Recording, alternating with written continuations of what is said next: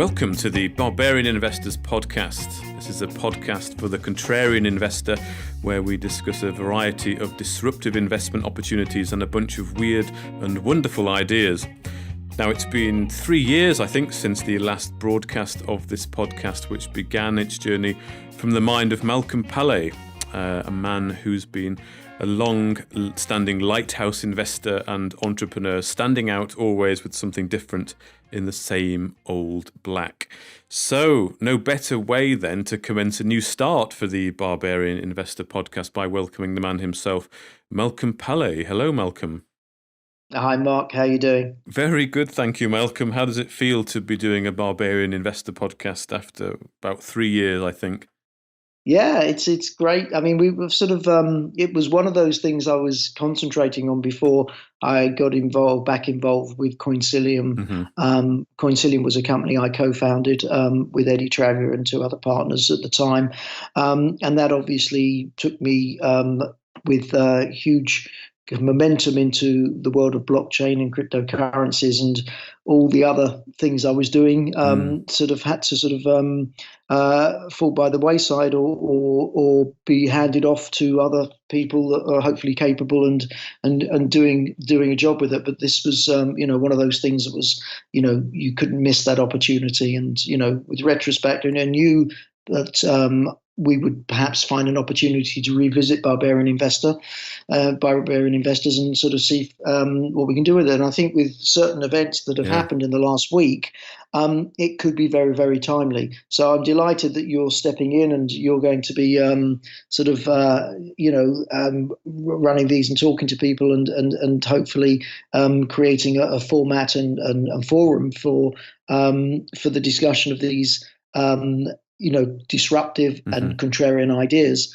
And if I can just touch on the origins of the term, was more to do with sort of the I want to say the sacking of Rome, but that was the Romans feared the barbarians, and more so in the period of their decline, the decline of the Roman Empire, where as it happens, the barbarians were not as bad in terms of the way they lived, as the fear that was perpetuated about them would have implied.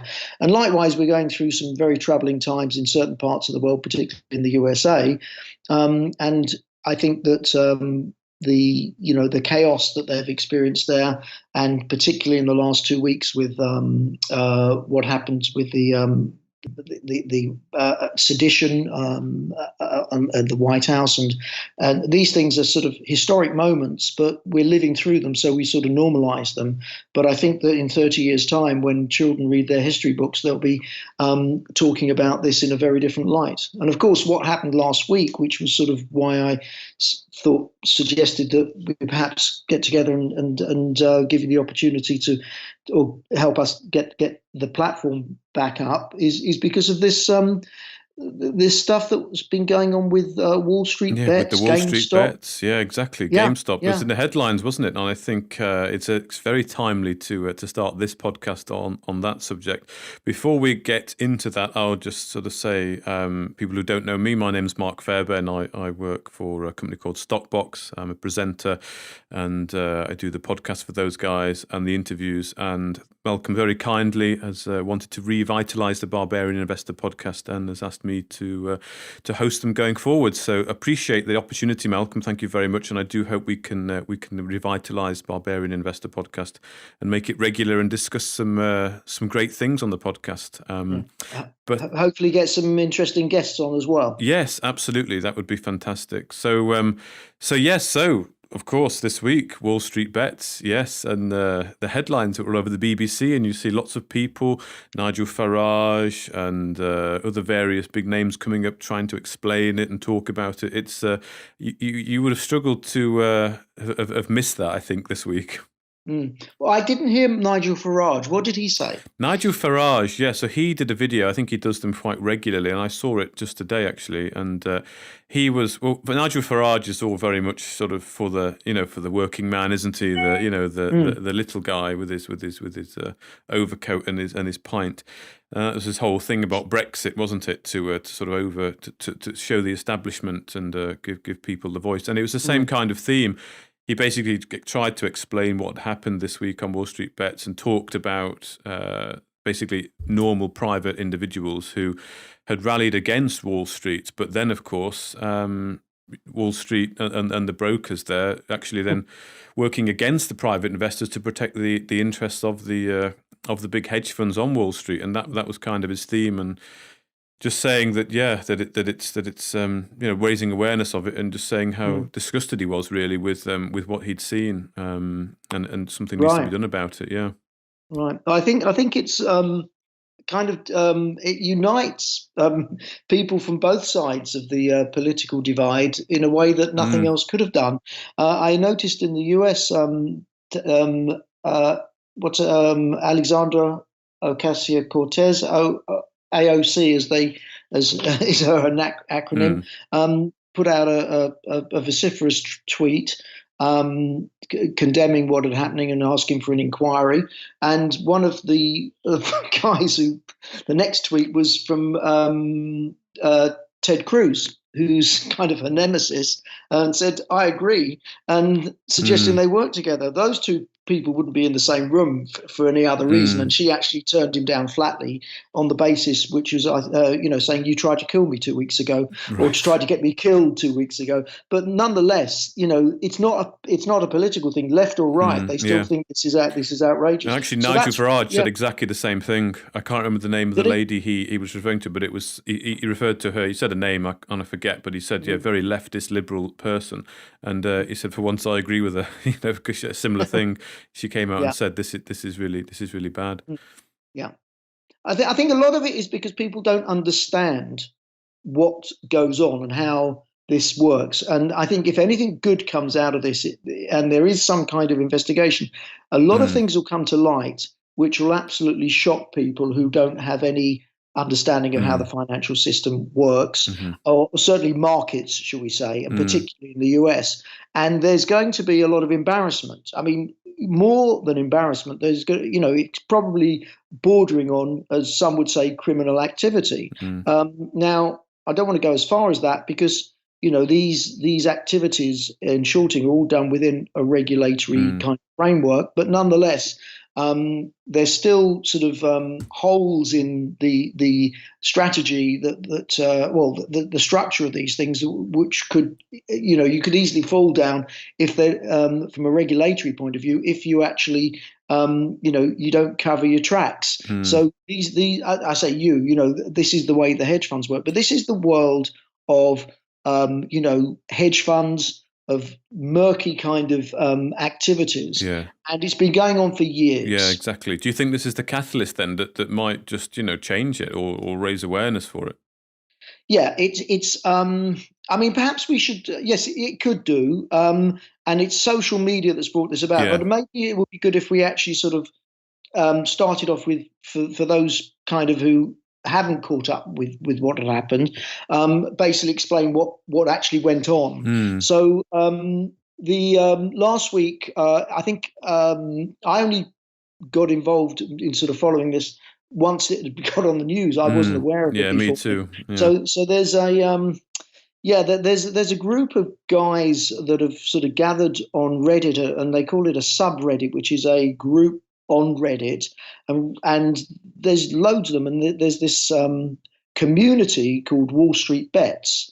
Now, these guys are quite smart. I mean, they decided between themselves that there's a lot of companies that have been targeted by hedge funds to short their stock. Now, shorting, which we'll go into a little bit later, but basically it means selling the shares, selling shares you don't own, which in itself is kind of an anathema, isn't it? It's quite a strange concept if you actually you're not used to hearing it all the time.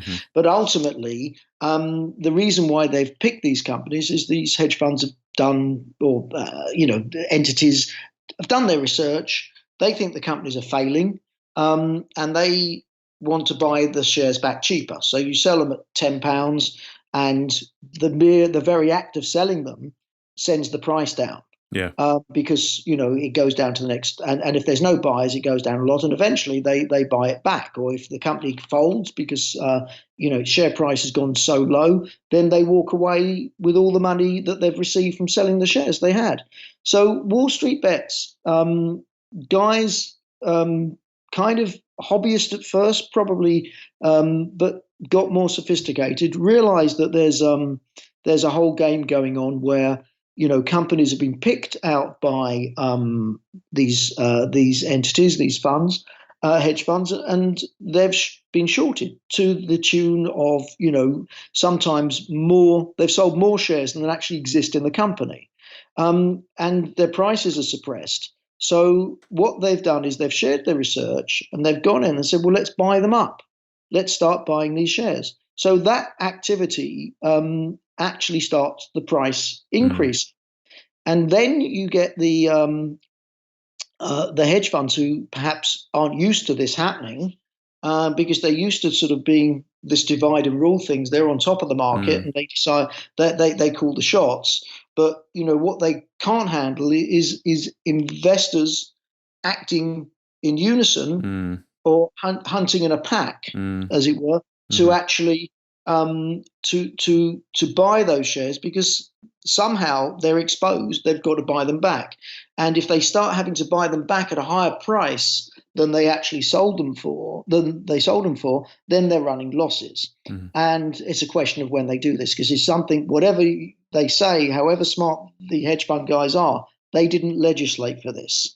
And there are some regulatory issues, which will be why the challenges came in, because in a previous era, this wouldn't have been possible before social media to actually do this without being out and out sort of abusing the market, because you would have to have sort of conferred with other people and inspired and then got together and bought a stock. And it usually would have happened in the past when people got inside information about a company. But it's the same aspect of the market rules that would apply.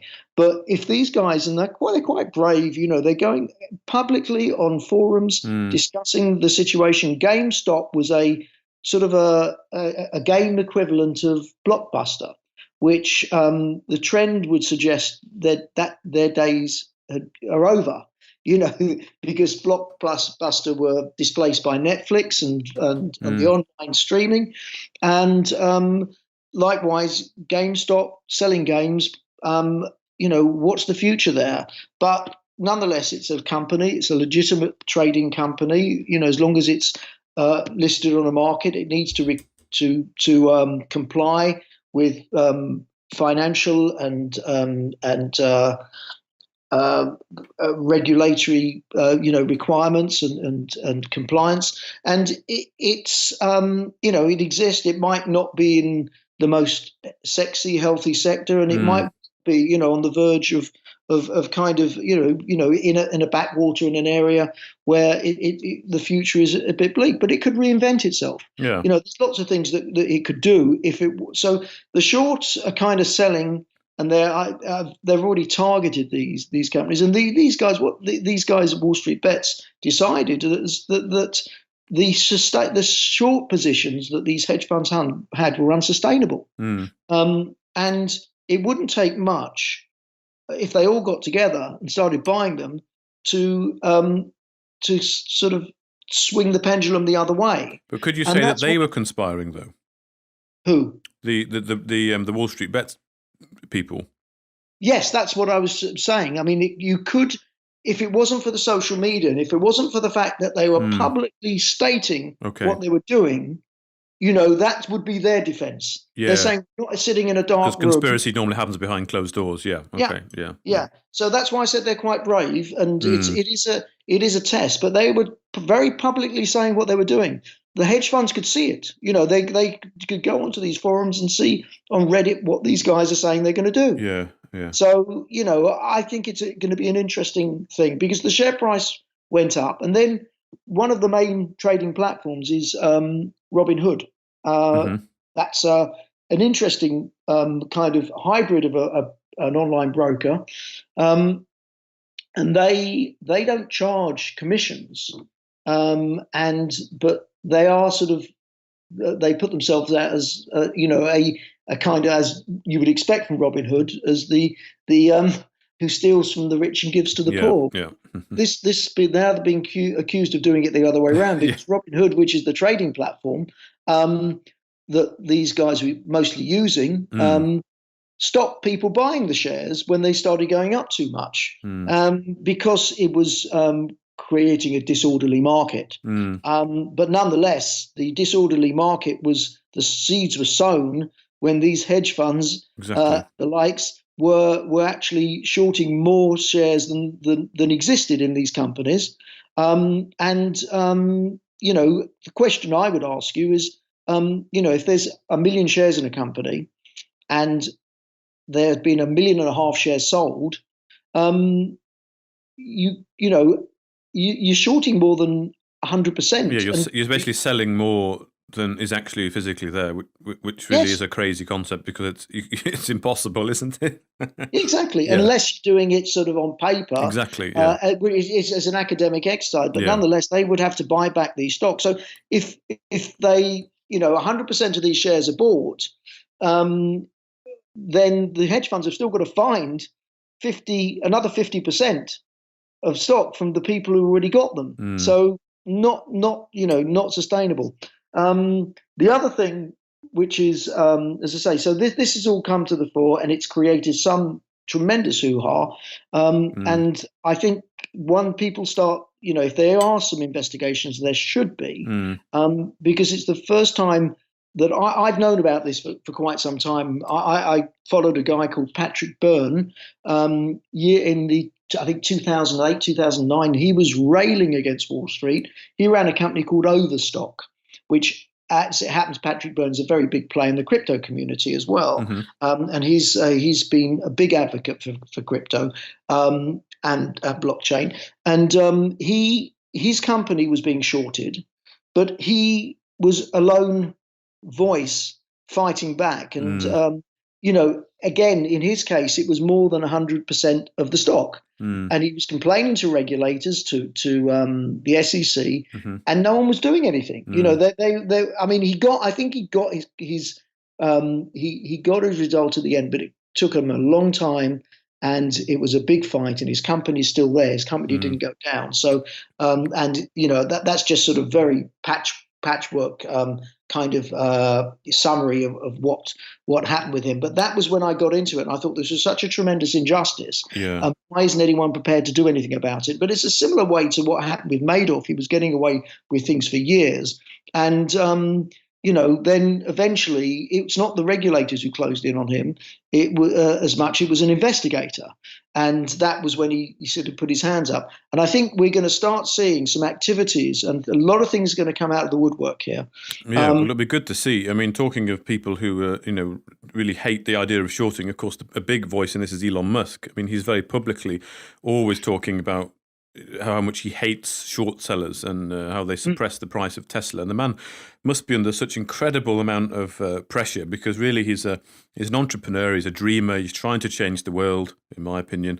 And of course, with Tesla going public, he's now got the corporate stuff behind it, which he's probably not very interested in, but he's got all this pressure to hit targets. And really, he can just feel that these short sellers are just basically damaging the share price of Tesla, which must cause him immense stress. And he put a tweet out that said, you can't sell a house you don't own, you can't sell a car you don't own. How can you sell stock or shares in a company that you don't own? And I think at that point in time, he put a tweet out that said "Game Stonk," which of course exaggerated everything that was going on with GameStop at the time. But I mean, Can you explain it then, Malcolm? Short selling. How does it work? Because it's a very hard thing to articulate sometimes, I feel.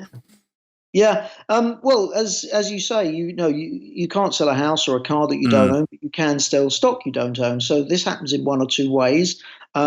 Usually, it's done through. I should preempt this by saying there are two kinds of shorting. There's covered shorting and there's naked shorting. Okay. Now, naked shorting is, strictly speaking, not permitted. Covered shorting is the way you get round it. So cover shorting means, as you say, how can you sell something you don't own? Well, what you do is you borrow the stock and then you sell. But you're effectively selling the stock you've borrowed, but you've also given the person or the entity you've borrowed it from the right, an obligation to deliver the stock. So that's where they get round that issue. So what question does that raise in your mind? If I borrow your car and I pay you £100 to borrow your car, and then I sell it, yeah, and then and maybe you're not fussed as long as you understand what I'm going to do with it. You know I'm going to sell it, but you say, well, as long as you get me one exactly the same back, I don't mind. I can have the same one back. Yeah, exactly. Yeah. So you don't mind. But the thing is that it's not exactly like that, because the value of your car is probably, it's known in advance. Stock's a little bit different. If you lend me 1,000 shares in whatever company, let's say Vodafone, and they're priced at £4 or whatever the price is now, and I go and sell them, and I sell them in large quantities, that value of that goes down to £2. By the time I give you them back, they're worth half what they were when you lent them to me. But I paid you to lend me those shares. Yeah. Okay. So that's how shorting works if shorts are covered. So the stock, so the person who's lent the stock, well, they'll get it back, but it's half the price. So they've lent it out presumably for a fee, I guess, or some kind of commission. Yes. Yeah, with the exception that they get it back at the end of the contract term. Yeah. But if it's being shorted and they're worth less, they're getting the shares back now that they're worth less. Yeah. Yeah, who would agree to such a deal? Well, you wouldn't, would you? If you knew your shares were going to be, if you knew you were going to lend out shares that were going to be then sold or shorted, then no, you wouldn't, would you? But you do understand how the person who borrows them intends to make money out of that. Well, go on. You explain to me. I think I do, but you're probably better at articulating it than me. Well, I mean, it's very simple in that respect, but yes, it can get a little bit sort of foggy. But ultimately, if I hold the shares at £10 and then I sell them, I get £10 from the market. Yes. Right. So I'm sitting on £10 in cash, and then if enough shares are sold, the price goes down, and then by the time I come to deliver your shares back, I have to buy them back, and I would be hoping to buy them back for £2 or £3, and I give you your shares back. And I've taken £10 out of the market. Yeah. I've put £3 back, so I get a profit of £7. £7 is your profit. Yeah, the difference. Yeah. Okay. Yeah. But does this physically actually happen?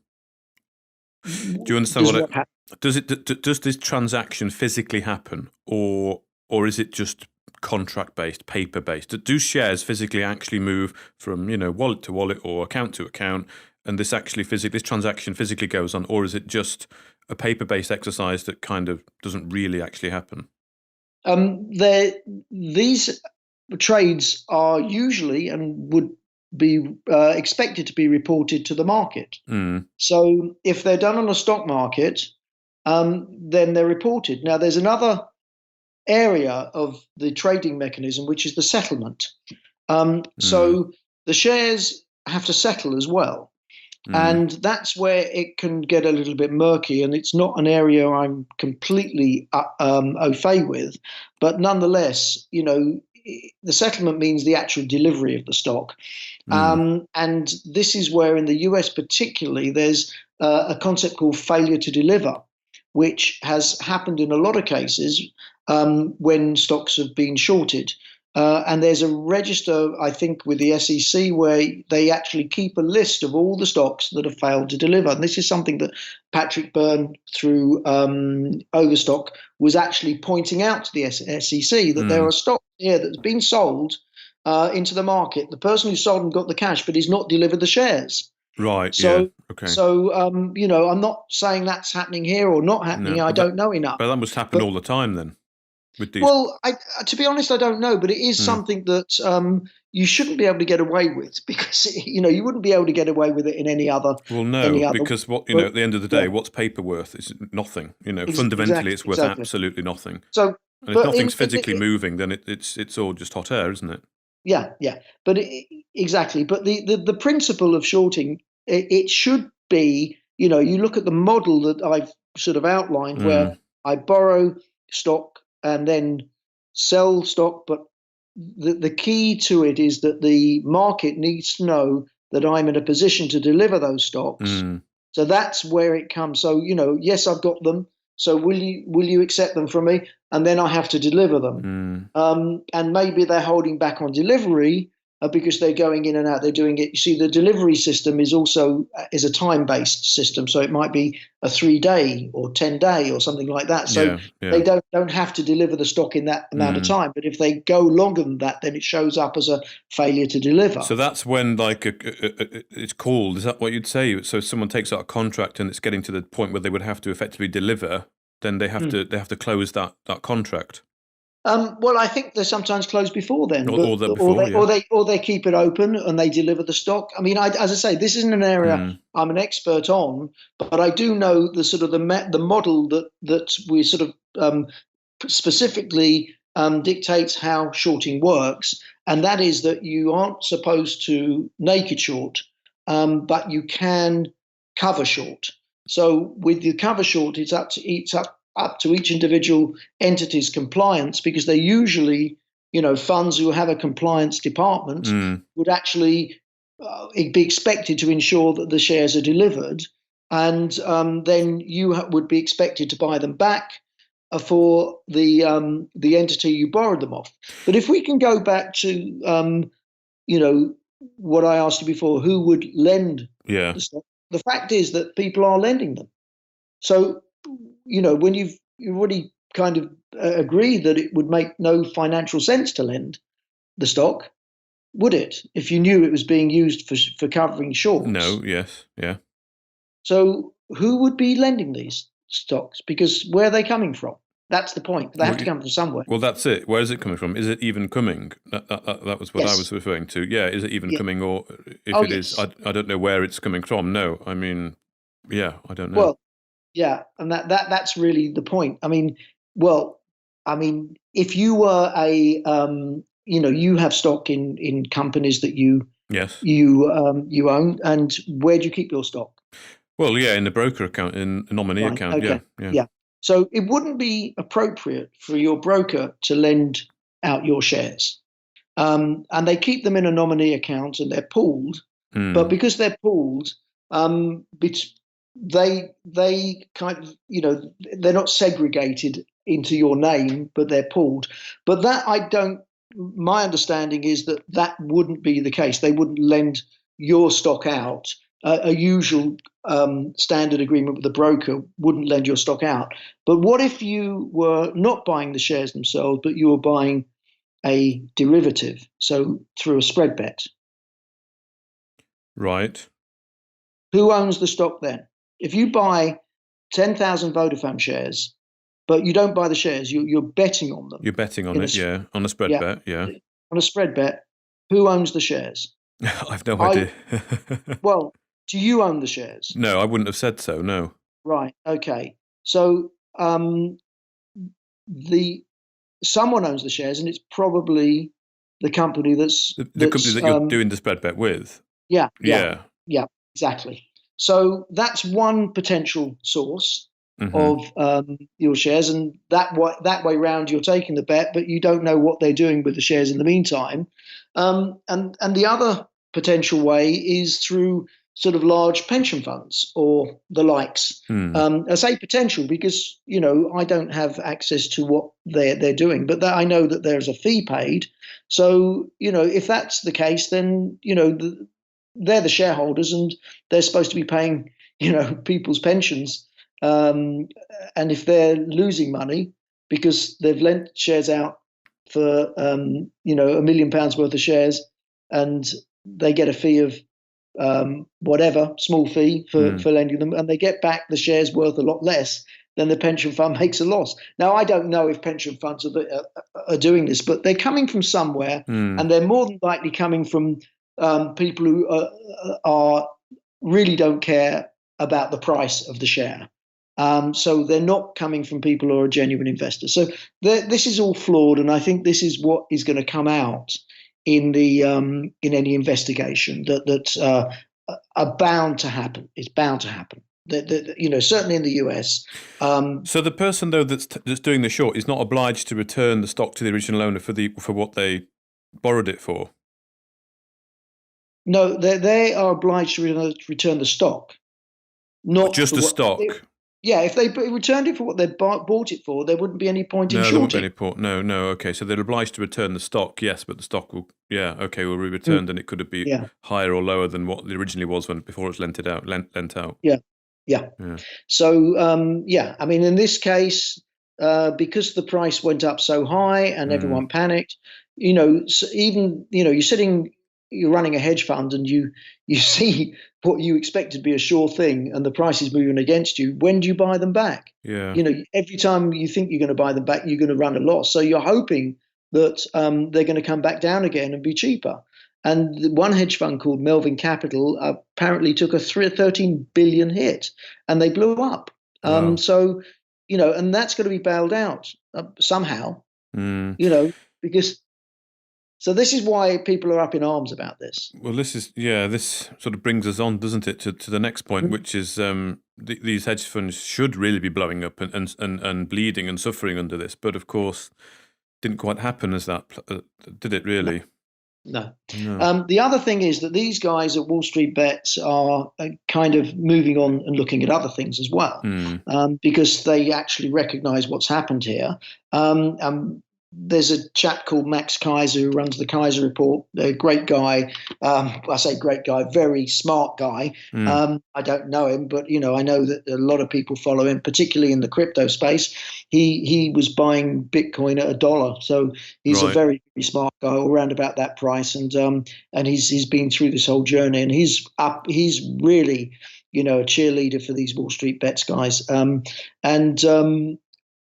I forgot the point I was trying to make about that then. He was, he kind of has pointed to one of his crusades, which he ran through his show, The Kaiser Report, was that a few years ago, do you remember the price of silver spiked to about $50?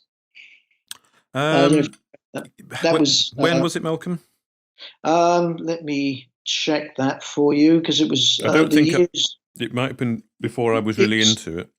I thought you were going to say before you were born. No, I don't think it's before I was born. Probably before I was taking an active look at the markets and commodities. So we're talking about 2011, 2012. Yeah, okay, that was literally a couple of years really before I started my investing journey. Yeah, and it was down to the price was good. The price of gold was going on a spike then. It was in the fallout the aftermath from the global financial crisis, because of course gold and silver collapsed after that because there was a rush for liquidity. But in 2012, he was telling people that JP Morgan have got a massive short on silver, and a load of people galvanized and started buying it, and it pushed the price up to $50, and it came back down afterwards. They had to run it up to run it down again. Okay. And what we're seeing in the gold and silver markets is a kind of reaction to this, because silver's now trading at just over $27, and according to Max Kaiser's kind of tweet he put out. He said that it would take if silver went up to $500, then J.P. Morgan would blow up. So this is I mean, it's scary, dangerous, but in some respects, this is the kind of, the power of groups of people on social media. Yeah. And what I do stress here is that it's very important. These guys wouldn't have been able to achieve what they did if they weren't smart and they hadn't done their research. There's a lot of people jumped on the bandwagon, but ultimately, the people who actually bought the prices at the lows, then, they were the smart guys, the guys who did their research, the guys who got in first. The aftermath were the people who sort of just chased the price action. Exactly. Yeah. But you mentioned silver there, and that's what I'm seeing sort of trending now is the silver short. And I mean, I've been interested in gold and silver for many years, and we've always considered, and experts have always considered it's artificially depressed, the price. It's out of whack with gold. And I read a statistic a few years ago that was something crazy, like if all the paper contracts out there for silver actually stood to deliver their physical silver, there's not enough silver in the entire world, mined or unmined, 20 times over to deliver that silver. And that's just perhaps one example there of why that silver price is so out of whack, is because of all the paper that's just around it. And that's what I'm seeing now is the short on the short squeeze on silver is what seems to be trending. So maybe that's where it's heading next. I don't know. What do you think? Yeah. Well, I think doesn't that sound very similar to the Wall Street Bet story with GameStop and all these other? Exactly. Yeah. Yeah. But exactly. perhaps a little bit bigger. Just a little bit. Yeah. Yeah, exactly. So that's and then Max Kaiser's tweeting, or I think someone on the subreddit on Wall Street Bets was saying, buy silver mines, because that's a leverage play on silver. Of course it is. So yeah, it's always better to buy the miners than the physical. Yeah, if you want exaggerated gains. Yeah. Not sure when you'll get this podcast out, and I would suggest the sooner the better, because I think you're going to find that this coming week's trading will be very telling as to whether or not this has galvanized people, because ultimately you're quite right. There is the price is kind of suppressed because of the amount of paper that's out there and the shorts that are out there as well. And that means that if this sort of starts to snap back, then the price of silver is going to go up a lot higher, and it's going to catapult the miners and any mining company that's got exposure to silver is going to do pretty well. So, we know a lot of people in our kind of circle, companies with silver, don't want to give out any tips here, but, you do. I mean, there's the pure play silver producers, but the explorers, Power Metals have got silver projects in Canada, I think. And I know Ariana Resources, which I'm a shareholder in, although it's a gold mine, gold is, and they're gold explorers, gold in their particular case is sort of calculated in gold equivalents, because then most of their resources, or they've got a high proportion of the resource in silver. So, the price that you get for gold is always gold equivalent. So if there's a blend of gold and silver in the doré. So, so there's going to be, I mean, those are just small caps. And again, there's a whole, anyone who's, again, this is where it comes down to do your research, because the Wall Street Bets guys, you can bet your life, they're spending this whole weekend scouring through, seeing all the, they're not armchair investors. They are actually looking to see what's happening. It wouldn't surprise me if they come up with a list of what, silver miners are the ones to buy, which one's got what the valuations are. So, they're doing all the smart stuff with that as well. So, so that's really another thing. And the other thing about sort of social media as well is, this wouldn't have happened if it wasn't for the advent of social media. So, and the fact that everyone's connected and everyone, we can talk so much easier. It's instant. Yeah. But again, you've got to be careful who you're using and who you're playing with. I mean, as an example, with Robinhood, as a kind of a platform, a lot of people are sort of they jumped onto it straight away because it's great, but there's no fees, and you know what they say when there's no fees. Yeah, when there's no fees for something, then I'm sorry, but you're the product. Yeah. Yes, exactly. Like Facebook. So yeah, you're the product to them. Yeah, exactly. Twitter. Yeah. Even the bulletin boards in the UK on the London markets, all forums. Yeah. You don't pay. You talk openly. Yeah. And you know the other thing to remember, which is something someone told me when my beginning of my investing career, was that you don't have any friends in the market. Yeah, very true. You don't know. You know, and the issue is you can't be a hobby investor, because whoever you're buying shares off of someone who's either selling them to you at a profit or selling them to you at a loss. Yeah. And you will sell your shares on to someone who is either you're going to be selling at a profit, or they're going to buy them for less than you paid or more than you paid. Yeah. My dad, when I first started investing, my dad said to me, "If you've made money on a stock, that's great, but remember, someone else has lost it." Yeah. Yeah. And that's how it is. It's a zero-sum game. Yeah. So, think about what you use. This is what I learned, about what you use forums for, what you expect out of forums, because I kind of avoid them. Particularly, I think it's good if you've got fact. People post links, information, research, education, all the things you need to do. But obviously, you start seeing people appearing with opinions that are not necessarily based on anything other than talking their own book. Yeah. And you might think, well, it's, surely that's good. If I'm enthusiastic about a stock, then why can't I tell other people and then they'll go in and buy? Well, yeah, that in principle, I get it. But the issue is that you don't know who they are. Yeah. They don't know who you are. You don't know if they're telling you the truth. They don't know if they're being told the truth. And there's no way of actually grading people's kind of reputation. So it's a little bit like, sort of, I don't know if you know the analogy of Plato's cave, or that's probably getting a little bit too academic. But the point is that they're living in a sort of a fake reality, and it's one of those things that can actually distort your objectivity. In that regard. So the other thing, of course, is that, as I said, when you're the product, as they are with Robinhood, what are they exploiting from you?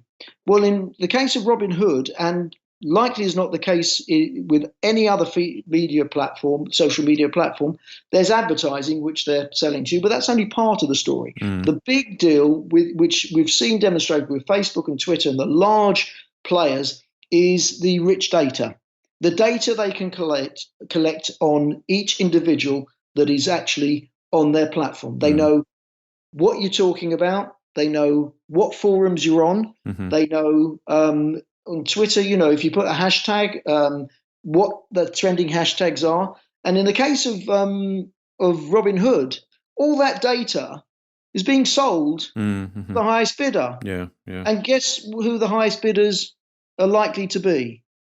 The hedge funds. Well, yeah. Who are betting against you. Exactly. So if I'm playing a game of poker with you, and the dealer is, dealing our cards, and he's telling me, what your cards are. Yeah, it's not great, is it? No. You're already at quite a disadvantage there. Yeah. But and also the other thing people don't do is when they sign up for these sites, it tells you all this in terms of conditions. And likewise, when you download a new app or a site, someone issues new terms and conditions. Do you read through? Yeah, do you read it? That? Or do you just tick, read, done? Yeah, exactly. And that's what people do on websites. But that you look through that, and that's what's happening. And of course, as well as that, Malcolm, of course, what happened as well with GameStop was, didn't they actually stop people from buying the stock? So they not just suspend trading, as in like, this is going crazy, let's just suspend trading for a bit and figure this out. They actually only suspended buying. I mean, that's unprecedented, isn't it? I think so. I think it was. They can't well, the market didn't suspend trading. That was interesting. It was only that broker, Robinhood, who suspended buying. Yeah, because their rationale was that it's something to do with their regulatory capital. They had to put up too much regulatory capital and they couldn't afford it. So, but it shouldn't be the clients, the customers' problem. That should be they should resolve that themselves. And of course, if you actually think about it, you can't buy anymore, but you can only sell. Well, the price is going to go down. Of course, it's going to go down. Yeah. Go down to a place where at least the shorts can cover. Exactly, where the hedge funds are happy. So really, I mean, that also needs investigating as well, doesn't it? Really. Well, that's part of the process. But I think once they start looking at this and start throwing a light on actually how this works, they'll learn a lot more about this murky world and actually what goes on with it. So that's really, this is why I'm looking forward to some kind of investigation, because once they start shining a light in there's going to be a load of other things that are going to scurry around and scurry out.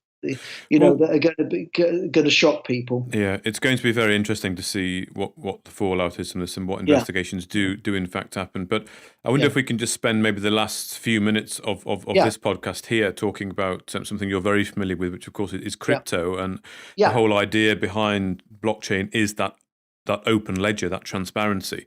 So how does crypto, do you think, fit into all of this? Well, that's the beautiful thing, because one thing, this has all been cheered on in terms of actually what's happening by a lot of the people in the crypto community for many reasons. Firstly, a lot of people who kind of moved away from trading traditional stocks to trading crypto found the first thing that they experienced was that the game can't be rigged.